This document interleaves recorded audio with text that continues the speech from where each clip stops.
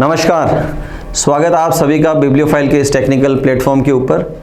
आज हमें अपना जो टेस्ट सीरीज चलता है उसका पेपर 0248788 के सॉल्यूशन को लेकर। तो चलिए देखते हैं क्या है पेपर के अंदर। हम सभी को मालूम है 25 क्वेश्चंस आते हैं इसमें टोटल। पहला सवाल देखा और इसने बोला है, ये अपने पेपर कटिंग फोल्डिंग का सवाल है। आप देख सकते हैं कि राइट साइड वाला सभी में ब्लैंक दे रखा है। इसका मतलब जो रोटेशन है वो राइट टू लेफ़्ट हो रहा है। सबसे पहले तो ये देखना है कि रोटेशन कहाँ से कहाँ जा रहा है। अब रोटेशन राइट टू लेफ़्ट हो रहा है, मतलब राइट में जो कुछ दे रखा है वो तो एज इट इज़ मुझे मिलना ही मिलना है। चेंज कौन सा होगा? जो राइट वाला लेफ़्ट में आ रहा है वो चेंज होगा। ठीक है, तो चेंजेस की अगर मैं बात करूँ तो देखो, ये यहाँ से ये जो स्लेंटिंग लाइन है आपको दिखाई दे रही है, ये यहाँ से अटैच है और ये उठकर इधर आएगी। तो ये जो कॉर्नर है यहाँ से ये इसके ऊपर आएगी, तो ये स्लेंटिंग लाइन ऐसे ड्रॉ होगी इसमें। तो देखो, पहले के अंदर दे रखा है, दूसरे के अंदर दे रखा है, तीसरे के अंदर नहीं है और चौथे के अंदर दे रखा है। तो एक ऑप्शन अपना हो गया एलिमिनेट। अब मैं बात करता हूँ इसकी, ये जो हॉरिजॉन्टल लाइन है वो राइट से शिफ्ट होकर लेफ्ट में आएगी, तो ये ऐसे बनेगी स्ट्रेट लाइन एक। Got it? अब फर्स्ट के अंदर नहीं है स्ट्रेट लाइन, देखो यहाँ पर नहीं है। सेकंड के अंदर है, थर्ड एलिमिनेट हो गया था, फोर्थ के अंदर भी नहीं है। तो ऑप्शन कौन सा बचा हमारा? ऑप्शन बचा सेकंड। तो राइट आंसर भी क्या है? Second option. हमारी बात हुई है जब भी हम नॉन वर्बल के सवाल करते हैं तो हमें गलत को हटाते जाना है, जो बच गया वो अपने आप क्या हो जाएगा? सही हो जाएगा। सेकेंड क्वेश्चन की तरफ चलते हैं। अगला सवाल एनालॉजी सिमिलैरिटी का सवाल है, बेस्ड ऑन वर्ड्स का सवाल है। दो शब्दों का समूह दे रखा है, उसके अंदर हमें एक डेफिनेट रिजल्ट तैयार करना है, फिर उसी को फॉलो करते हुए ऑप्शन चूज़ करना है। इंग्लिश में दे रखा है टर्मरिक, स्पाइसेस। हल्दी जो है, हल्दी को हम क्या बोलते हैं? मसाला। ये मसाले की कैटेगरी में आती है। तो हमने देखा अंजीर काजू दोनों ही नहीं है ये, और खजूर मेवा, और खजूर क्या है? मेवा। डेट्स इंग्लिश में दे रखा है डेट्स। खजूर किस श्रेणी में आता है? ड्राई फ्रूट्स की श्रेणी में आता है। तो सेकंड ऑप्शन मेरा राइट आंसर चला जाएगा यहाँ। अगले सवाल की तरफ चलते हैं, क्वेश्चन नंबर 3। एम्बेडेड फिगर का सवाल है। एक फ़ोटो दे रखी है, 4 ऑप्शन है, हमें बताने कौन से के ऑप्शन के अंदर ये फ़ोटो है। तो देखो, सबसे पहले मैं क्या देखूं? मुझे चाहिए ये स्लेंटिंग लाइन। तो स्लेंटिंग लाइन फर्स्ट में है, सेकंड में है, थर्ड में और फोर्थ में भी है। उसके बाद मैं देखता हूँ ये डमरू जैसा स्ट्रक्चर दिखाई दे रहा है, डमरू जैसा स्ट्रक्चर।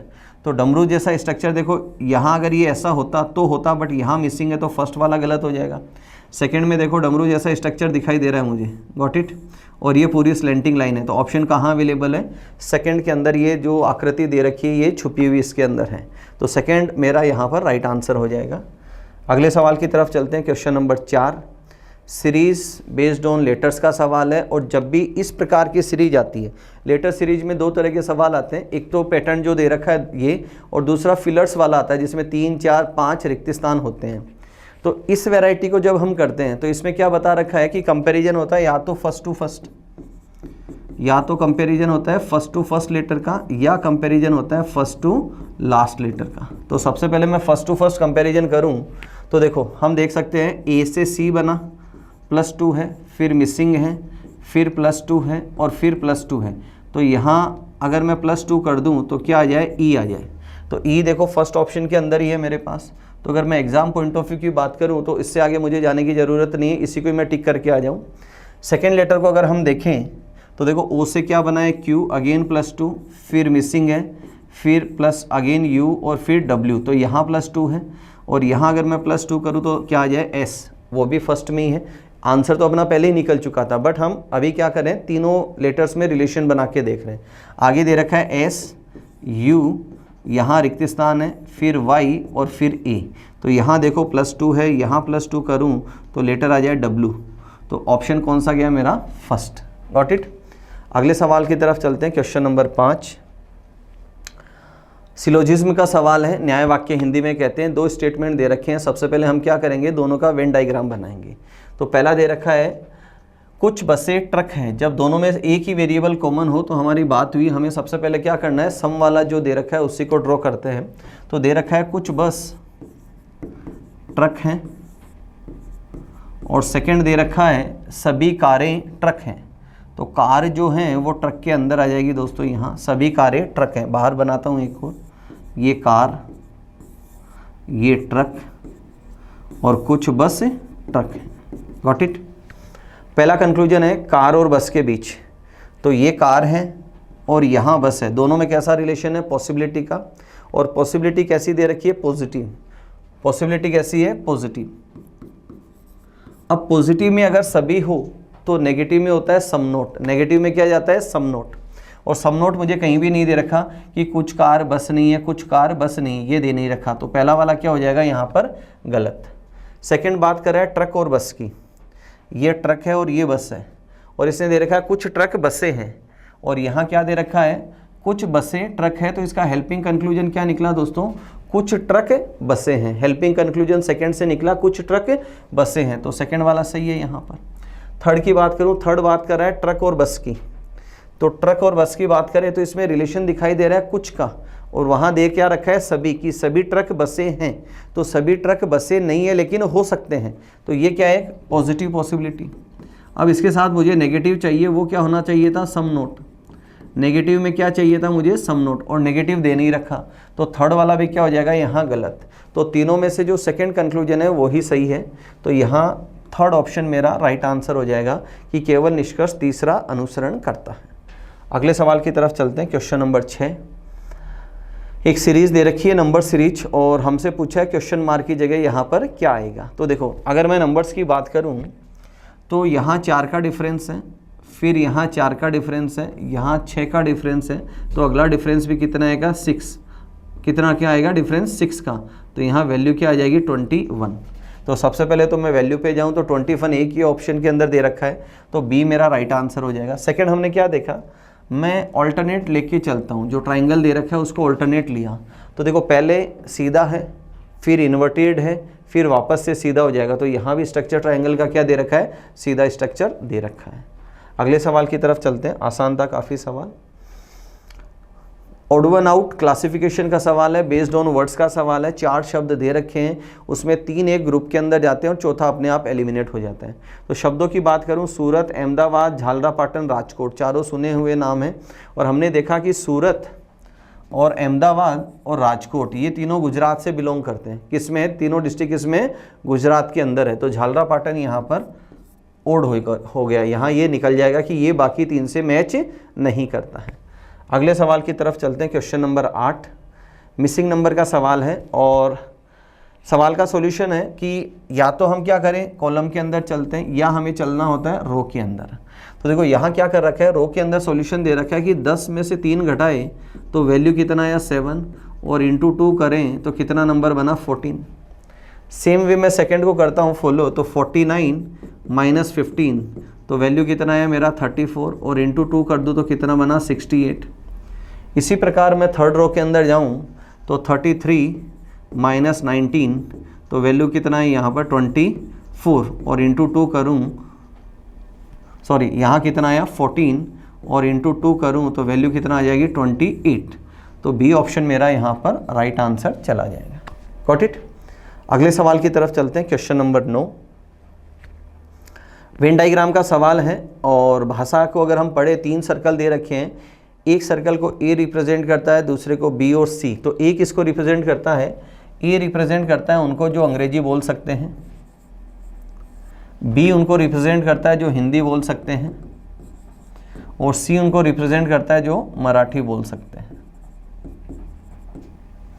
अब हमसे पूछा है कि आरेख में दी गई संख्या उस खास श्रेणी में मौजूद, ये हो गया। सवाल पे चलते हैं, how many persons can speak exactly 2 language, केवल 2 भाषाएं कौन बोल सकते हैं, उनको हमें बात करनी है। तो देखो ये वाला जो हिस्सा है, ये वाला हिस्सा किसको इंडिकेट करता है, केवल 2 को।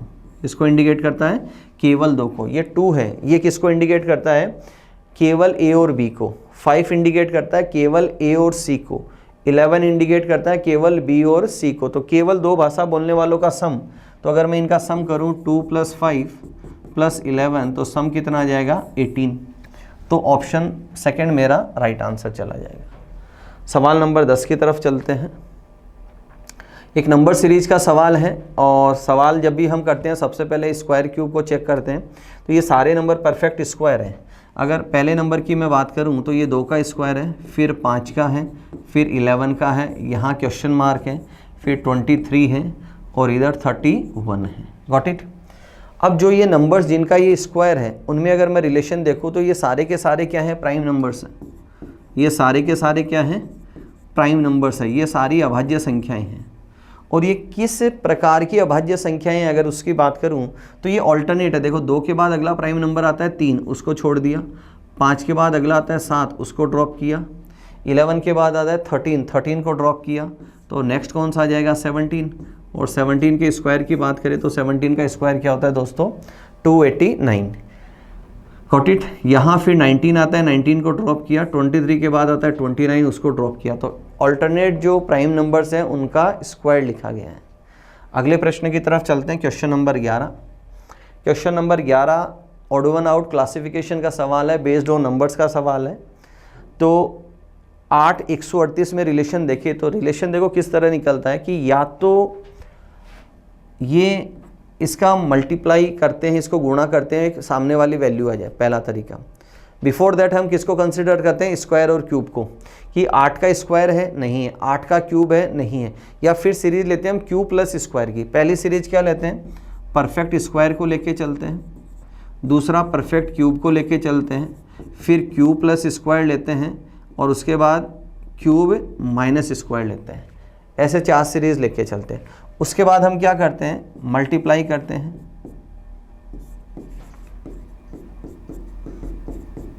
इसको गुणा करते हुए चलते हैं कि एग्जैक्ट नंबर आता है या नहीं। तो देखो अगर मैं यहाँ बात करूँ तो 138 ये 8 से डिविजिबल नहीं है।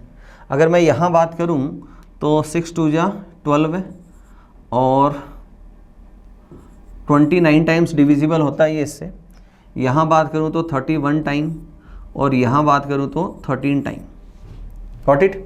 तो बाकी 3 के अंदर क्या है, जो सामने वाला नंबर है वो कम्प्लीटली डिविजिबल है, उससे होल नंबर का फॉर्मेशन हो रहा है। और फर्स्ट ऑप्शन के अंदर होल नंबर का फॉर्मेशन नहीं हो रहा। तो पहला यहाँ पर क्या हो जाएगा, एलिमिनेट हो जाएगा। Got it. अगले सवाल की तरफ चलते हैं, question number 12। Analogy based on numbers का सवाल दे रखा है। तो अभी जो सीरीज हमने फॉलो की, क्लासिफिकेशन और एनालॉजी, क्लास में आपको बताया है दोनों में सेम ही पैटर्न चलते हैं। तो मुझे 6 से 252 बनाना है। तो परफेक्ट स्क्वायर नहीं है, परफेक्ट क्यूब नहीं है। अगली सीरीज आती है क्यूब प्लस स्क्वायर। तो 216 क्यूब होता है और स्क्वायर होता है 36। दोनों का अगर आप सम करेंगे तो नंबर क्या बना, 252। तो आगे भी मुझे यही करना है कि 5 का क्यूब कितना होता है, 125 और स्क्वायर होता है 25 और दोनों का सम करूं तो नंबर क्या बन जाएगा, 150। तो बी ऑप्शन मेरा राइट आंसर चला जाएगा। अगले सवाल की तरफ चलते हैं। मुझे ट्राइंगल्स की काउंटिंग करनी है। तो सबसे पहला तरीका होता है मैं सवाल को अप्रोच कैसे करूं। तो देखो ये जो डायगोनल है, ये डायगोनल इसको क्या करता है, 2 हिस्सों में बांटता है। तो पहले मैं एक तरफ ट्राइंगल्स की काउंटिंग कर लूँ, फिर दूसरी तरफ ट्राइंगल्स की काउंटिंग करता हूँ और फिर क्या करेंगे, दोनों को कंबाइन करते हुए चलेंगे। तो पहले मैं पॉइंट्स डाल देता हूँ इसके ऊपर, A B C D E F G H I J K और L। ये हमने यहाँ पर कुछ पॉइंट्स लिए। Got it. अब मैं फर्स्ट इसकी बात करता हूँ। ये ऊपर वाला जो स्ट्रक्चर है ना, पहले मैं इसको कंसिडर करते हुए चलता हूँ। तो देखो हम क्लास में क्या सीखा है हमने कि जब भी हम किसी स्क्वायर, रेक्टेंगल या ट्राइंगल को गिनते हैं तो एक बिंदु से शुरू करते हैं यात्रा को। देखो अगर मैं ई से शुरू करूँ, जर्नी कहाँ से शुरू करूँ, ई से, और इस रास्ते पे चलूँ तो मैं ट्राइंगल्स लिखते हुए चलता हूँ। आप देखो पहला ट्राइंगल बन रहा है EFD। फिर वापस मैं ई से ही चलता हूँ तो ई से गया मैं G के ऊपर और G से आया C के ऊपर, ये भी एक ट्राइंगल बना। वापस मैं ई से ही चलता हूँ तो ई से मैं गया G पर और G से गया मैं B पर। फिर वापस मैं ई से ही चलूँ तो ई से गया मैं H पे और H से मैं कहाँ गया, A पे। तो बिंदु ई से कितने बने, 4 ट्राइंगल बने। उसके अगर आप आगे देखें तो नेक्स्ट बिंदु अगर आप D लेते हैं तो यहाँ से कोई ट्राइंगल नहीं बनता है, F से कोई ट्राइंगल नहीं बनता है। उसके बाद आप अगर शुरू करें C से तो यहाँ से ट्राइंगल बना क्या, C G और B। Got it. उसके बाद आप यहाँ से देखें तो B से भी ट्राइंगल नहीं बनता है। तो ये एक तरफ की काउंटिंग होगी जहाँ मेरे ट्राइंगल कितने बने, 5। यहाँ ट्राइंगल कितने बने मेरे, 5। आगे मैं जो नीचे वाला हिस्सा है इस हिस्से के अंदर गिनता हुआ चलता हूँ। तो वही एक बिंदु से शुरू करना है मुझे, यात्रा में A से शुरू करता हूँ। तो देखो ABI एक ट्राइंगल बना। फिर मैं A से चलूँ तो ACJ दूसरा ट्रायंगल बना। अगर मैं इससे आगे चलूँ तो देखो आप ए ई के 3 बने। फिर देखो यहाँ से आई से कोई ट्रायंगल नहीं बन रहा है, जे से कोई ट्रायंगल नहीं बन रहा है, और यहाँ से एक ट्रायंगल बन रहा है। क्या बना? L D E. तो दूसरे हिस्से में कितने ट्रायंगल बने? 4।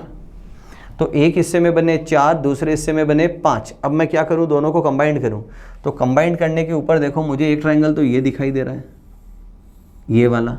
तो मैं नाम लिख देता हूँ आई जी जे, और एक ट्रायंगल आपको यहाँ दिखाई दे रहा है, ये वाला। कंबाइंड करने पे ये बना ई एफ एल। तो 2 ट्रायंगल ये बने। तो टोटल ट्रायंगल आप देखते हैं कितने बने यहाँ पर? 11। कुल कितने ट्रायंगल्स बने? 11। सबका मैंने नंबरिंग किया है और उनको लिखा है, अच्छे से समझने की कोशिश करें। अगले सवाल पे चलते हैं, क्वेश्चन नंबर 14 के ऊपर चलते हैं। तो देखो यहाँ ये जो अंदर 3 है, इसका क्या रोल है? ये 3 जो है ये क्यूब को रिप्रेजेंट कर रहा है। ये 3 किसको रिप्रेजेंट कर रहा है? क्यूब को। तो यहाँ क्या किया है, जैसे मैं नंबर्स को बाहर निकालता हूँ, 11 लिखा है, तो इसने क्या किया, जो पहला डिजिट है उसका क्यूब किया, वो सेकेंड डिजिट बन रहा है। फिर 28 में आप देखिए फर्स्ट डिजिट क्या है? 2, और इसका क्यूब किया तो कितना बना? 8। थर्ड में देखो 327 है, मैं सेपरेट लिखता हूँ। 3 का क्यूब किया तो कितना आया? 27। तो आगे क्या आएगा? 4, और 4 का क्यूब हम करेंगे तो कितना बनेगा? 64। तो पहला ऑप्शन मेरा यहाँ राइट आंसर चला जाएगा।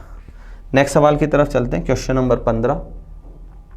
3 पासे मुझे दे रखे हैं और मेरे से पूछा है कि एट द रेट के अपोजिट कौन होगा?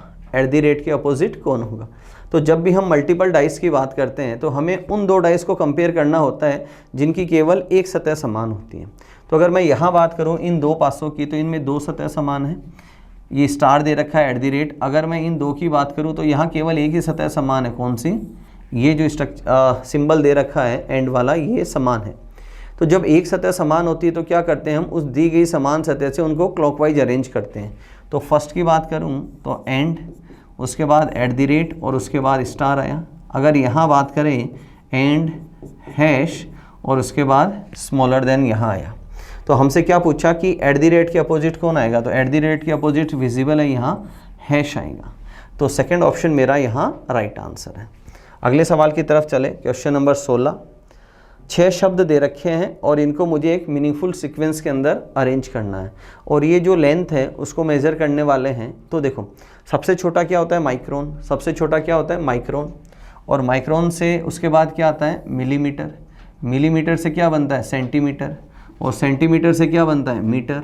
मीटर से क्या बनता है? किलोमीटर। और किलोमीटर से माइल। तो सबसे छोटा माइक्रोन मतलब पहले से शुरू हुआ 146, तो 146 यहाँ है, 146 यहाँ है। उसके बाद 253, तो 253 मेरे पास सेकंड ऑप्शन के अंदर है।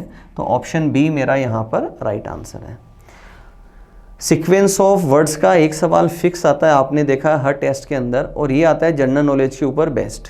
तो थोड़ा फोकस करना है इसके ऊपर। दिखने में हल्का लगता है सवाल हर बार, और त्रुटि भी हर बार हमारी होती रहती है इसके अंदर। क्वेश्चन नंबर 17 के ऊपर चलें। Coding decoding based on numbers का सवाल है, और एक वर्ड दे रखा है गम, और उसके आगे कोड दे रखा है। तो देखो सबसे पहला तरीका क्या होता है हमारा सवाल करने का, कि हम पर्टिकुलर लेटर की पोजीशन लेते हैं। तो जी कितने नंबर पे आता है? सबसे पहला तरीका क्या होता है हमारा, हम पोजीशन लेके चलते हैं। तो पहला लेटर है जी, और जी आता है 7 नंबर पे, बट सामने वाले ने क्या लिख रखा है? 49। तो क्या कर रखा है? स्क्वायर। नेक्स्ट है यू, 21 पे आता है 21 का स्क्वायर। एम 13 पे आता है और 13 का स्क्वायर। तो क्या कर रखा है? जो पोजीशन है उसका स्क्वायर लिखा गया है यहाँ पर। तो हमसे पूछा है WAX, W 23 पे आता है, और 23 का स्क्वायर होता है 529। A 1 पे आता है, 1 का स्क्वायर 1, और 24 का स्क्वायर होता है 576। तो फर्स्ट ऑप्शन मेरा यहाँ राइट आंसर चला जाएगा। 17 सवाल हो चुके हैं। नेक्स्ट सवाल की तरफ चलते हैं, क्वेश्चन नंबर 18। अंगूर फल की श्रेणी में आता है। अंगूर किस श्रेणी में आता है दोस्तों? फल। तो वैसे ही काली मिर्च जो है वो मसाले की श्रेणी में आते हैं, स्पाइसेस। तो इस ऑप्शन डी मेरा यहाँ राइट आंसर चला जाएगा। अगले सवाल की तरफ चलते हैं, क्वेश्चन नंबर 19। उत्पाद ए उत्पाद बी से 2 रुपये महंगा है। ये एरिथमेटिक जो हम पढ़ते हैं, मैथमेटिकल ऑपरेशन चैप्टर है, उसके अंदर कुछ सवाल आते हैं कि प्रोडक्ट ए, ये तो प्रोडक्ट ए है और ये प्रोडक्ट बी है। अब इसने कहा है प्रोडक्ट ए प्रोडक्ट बी से 2 रुपये महंगा है। अगर मैं इसकी प्राइस लूँ पी, इसकी प्राइस क्या ली? पी, तो ए की प्राइस क्या हो जाएगी P+2, इसकी प्राइस क्या हो जाएगी P+2, वो इससे 2 रुपये महंगा है। फिर इसने कहा अगर उत्पाद ए का मूल्य उत्पाद बी के मूल्य की तुलना में 2 गुना बढ़ जाता है, ए का मूल्य बी के मूल्य की तुलना में 2 गुना बढ़ जाता है, तो बी का मूल्य कितना है P और इसका दुगुना कितना हुआ 2P, तो ए की प्राइस क्या हो जाएगी 2P प्लस P+2, ये तो पहले से ही थी प्राइस, ए की प्राइस ये तो पहले से ही थी। अब इसका मूल्य कितना बढ़ गया, P का 2 गुना बढ़ गया, B का 2 गुना, तो B की वैल्यू कितनी है P और इसका दुगुना क्या हुआ 2P। तो अगर इसकी प्राइस 2P और बढ़ जाए, पहले कितनी थी P+2 और अब 2P और बढ़ गई, तो A का नया मूल्य कितना हो गया 17, A का नया मूल्य कितना हो गया 17। तो इस इक्वेशन को अगर मैं सॉल्व करूं तो ये क्या दिखाई दे रहा है 3P+2 = 17, तो 3P = 15, ये इधर जाके माइनस हो जाएगा, तो P = कितना आया 15, P = 15/3 = 5, तो P की वैल्यू कितनी आई 5, तो B का मूल्य कितना है दोस्तों 5, B का मूल्य कितना है 5। अब इसने पूछा उत्पाद B का मूल्य कितना है, तो उत्पाद B का मूल्य कितना है दोस्तों 5 रुपये, यहाँ पर इसका मूल्य आ जाएगा। अगले सवाल की तरफ चलते हैं। कोडिंग डिकोडिंग का सवाल है, पाइथन का कोड दे रखा है ये, तो हमसे पूछा है रिदम का कोड क्या होगा। तो देखो मैं बाहर निकालता हूँ इसको, PYTHON और कोड है LMFRWN, गॉट इट। तो देखो जब भी हम सवाल करते हैं सबसे पहला तरीका हमारा होता है पेयर ऑफ लेटर्स का। सबसे पहला तरीका क्या फॉलो करते हैं हम, पेयर ऑफ लेटर्स। तो P के साथ जोड़ी में कौन आता है K, और K कहीं पर भी नहीं दे रखा है, तो पहला तरीका हमारा गलत हो गया। दूसरा हम क्या लेते हैं फिक्स कोड, दूसरा तरीका हमारा क्या है फिक्स कोड। अब देखो हमसे कोड किसका पूछा है RHYTHM। फिक्स कोड का मतलब है कि जिस वर्ड का कोड मेरे से पूछा है क्या वो जो दे रखा है उसके अंदर है। तो देखो रिदम के जो लेटर है वो ऊपर नहीं है, तो फिक्स कोड वाला तरीका भी यहाँ एलिमिनेट हो गया। इसके बाद हम क्या करते हैं रिपीटेशन ऑफ लेटर्स, क्या चेक करते हैं रिपीटेशन ऑफ लेटर्स कि पाइथन के जो लेटर्स है क्या वही कोड में अवेलेबल है। तो हमने क्या देखा वो कोड के अंदर अवेलेबल नहीं है, तो थर्ड भी कैंसिल हो गया। फोर्थ हम करते हैं कंपैरिजन। फोर्थ तरीका क्या पढ़ा हमने कंपैरिजन, और कंपैरिजन में 2 तरीके पढ़े। पहला फर्स्ट टू फर्स्ट लेटर को कंपेयर करना, मतलब मैं P को करूं L से कंपेयर, तो P को L से कंपेयर करूं तो क्या हुआ -4। सेकंड में Y को किससे कंपेयर करूं M से, तो Y को M से कंपेयर किया तो क्या आया -12 है, तो रिलेशन बनता हुआ नहीं दिखाई दे रहा है। तो कंपैरिजन में दूसरा तरीका क्या होता है फर्स्ट टू लास्ट लेटर को कंपेयर करना, मतलब P को मैं किससे कंपेयर करूं N से, तो P को N से कंपेयर किया तो क्या हुआ -2। फिर Y को कंपेयर किया W से, अगेन -2, TR -2, HON, सब में क्या हो रहा है दोस्तों यहाँ -2 कर रहा है, तो यहाँ भी मुझे वही करना है। तो देखो R से अगर मैं -2 करूँ तो क्या आएगा P, तो लास्ट लेटर P किस में है E की ऑप्शन में, तो एग्जाम पॉइंट ऑफ व्यू की बात करूँ तो थर्ड ऑप्शन मेरा यहाँ आंसर चला जाएगा, उसके आगे चेक नहीं करना है। H से -2 करूँ तो F आना है, Y से करूँ W, T से R, F और K, ये मेरा राइट आंसर चला जाएगा। अगले सवाल की तरफ चलते हैं, क्वेश्चन नंबर 1121 बोर्ड मास का सवाल है। जब भी हम बोर्ड मास का सवाल पढ़ते हैं तो हमारी बात हुई है हमें चेक करना है कि इक्वेशन को बैलेंस्ड करवा रहा है या गलत इक्वेशन है वो पूछ रहा है। तो सबसे पहले हमने क्या देखा, समीकरण संतुलित हो जाए। हमसे क्या पूछा है, समीकरण संतुलित हो जाए, और एक कंडीशन दी है कि मुझे क्या करना है विच 2 डिजिट्स, मुझे क्या करना है डिजिट्स को इंटरचेंज करना है। तो जहाँ 6 है उसकी जगह 2 लिखूंगा और 2 की जगह क्या लिखूंगा 6, तो ये तो बन जाएगा 36 और ये होगा 2, तो 36 डिवाइडेड बाई 2 करूँगा तो क्या आएगा 18। सबसे पहले डिवीजन को सॉल्व किया, फिर किसको करें मल्टीप्लिकेशन को, तो यहाँ 2 है तो 13 2 जा 26, फिर ये प्लस ये वैल्यू कितना आ जाएगी 26 की जगह क्या आ जाएगा 62 और ये माइनस का निशान है। गॉट इट, ये इक्वेशन आई मेरी यहाँ। अब इसको अगर मैं सॉल्व करूँ तो ये वैल्यू कितना आई मेरे पास 80 माइनस 26 करूँ तो वैल्यू कितना आ जाएगी मेरे पास 54, और सामने वाले ने भी क्या दे रखा है 54, तो पहले से ही मेरा प्रश्न का आंसर बैठ रहा है यहाँ पर। अगले सवाल की तरफ चलते हैं, क्वेश्चन नंबर 22। और मिरर रिफ्लेक्शन मेरे से पूछा है, क्या पूछा है? मिरर रिफ्लेक्शन की अगर मैं बात करूं, और मिरर रिफ्लेक्शन का मतलब होता है लेफ़्ट टू राइट या राइट टू लेफ़्ट जाना। तो सबसे पहले 4 इसमें जो फिगर दे रखा है उसमें 4 सब फिगर्स हैं, एक एक को कंपेयर करते हुए चलते हैं। अगर मैं इसकी बात करूं तो ये इधर आएगा राइट साइड और इसकी डायरेक्शन चेंज हो जाएगी, गॉट इट।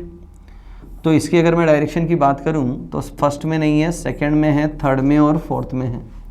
फिर मैं बात करता हूं इस स्ट्रक्चर की, ये जो पेंटागन दे रखा है, पेंटागन जो दे रखा है, तो पेंटागन में आप देखो कि अंदर ये शेडेड है।